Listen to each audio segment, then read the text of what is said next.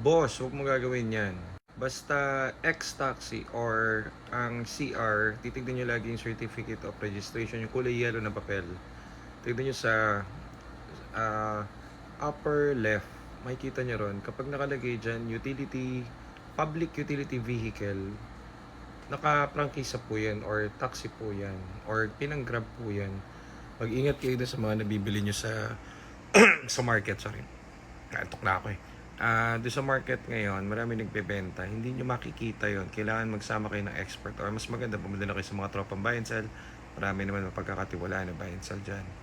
So, hindi nyo yun makikita. Maliit lang nakalagay doon. Public utility vehicle. So, katulad nito, tinatanong ni Bossing Canto Cantos, isaswap niya raw yung accent niya sa Desire na X-Taxi 2017, 250k mileage. Hindi lang dahil mataas yung mileage dyan, ang magiging problema mo dyan is yung papeles, boss. Una sa lahat, kapag yan X-Taxi, dapat naka-yellow plate po yan. So, pag yan binili mo, lugi ka. Kasi, kaya yung iba binibenta yung X-Taxi ng half the price. Kasi hindi nila mapadrop yung plaka niya, hindi nila mapadrop yung linya. Ano ibig sabihin pag drop yung linya? So, ibig sabihin nun, pag pinadrop mo yung linya nun, lalakarin mo yan sa LTO, LTFRB, ganyan. Papadrop mo yung iyong prangkisa. Pag pinadrop mo yun, mas mahal pa yun dun sa kotse binibenta niya.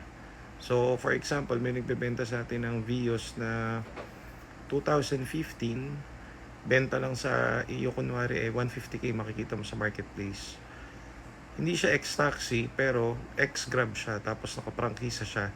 So, yung mga nakaprangkisa, hindi mo malalaman masyado kasi asa upper left nga po ng CR, yung kulay yellow na paper na Certificate of Registration, makikita mo ron, Public Utility Vehicle. Pag nakaganon, yung papeles niya, huwag mo bilhin. Or mas maganda kung alam mo naman, bala ka kung lalabanan mo. Pero every kanto, pag ginamit mo yan dito sa kalsada, paparahin ka ng MMDA at if ever man na ikaw mahatak, automatic yan, hindi mo na makukuha yung unit mo dahil pag nakita nila na naka public utility vehicle ka at nakaprangkisa ka, linya ka, tapos bumabiyahe ka personal, tapos na ang iyong masasayang araw, para ka lang nagtapon ng pera.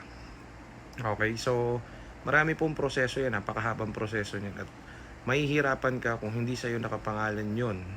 Imposible naman na yung binilan mo niyan mahagilap mo pa at isama mo dun sa LTFRB para ipa-drop yung plaka niya.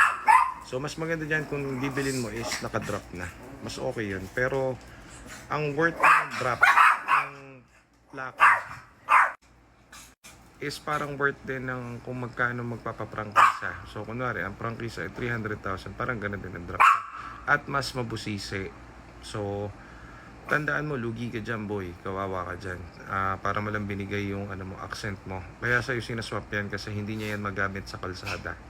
Hindi niya yan magamit as personally at hindi mo rin yan marerehistro sa LTO kasi nga yan ay nakaprangkisa. So, kung ano yung nakalagay sa prangkisa kung kailan may re-renew, ganun dapat. So, ngayon, pag hindi mo yun naparenew, automatic, hindi mo rin mapaparehistro as personal use. Kailangan mo yun ipadrop. So, talong-talo ka dyan, iho. Biruin mo, di pa ako gumising pa ako para nasagutin yan kasi ang tawag dito. Magigiba ang mga pangarap mo, iho. Mangingiyak ka at parang nawala lang yung kotse mo. Okay, so yun lang. Tandaan nyo yun, guys. Upper left corner, meron doon nakalagay. If nakalagay public utility vehicle, wag mo nang bilhin. Kasi yan ay X-Taxi or X-Grab unit. So,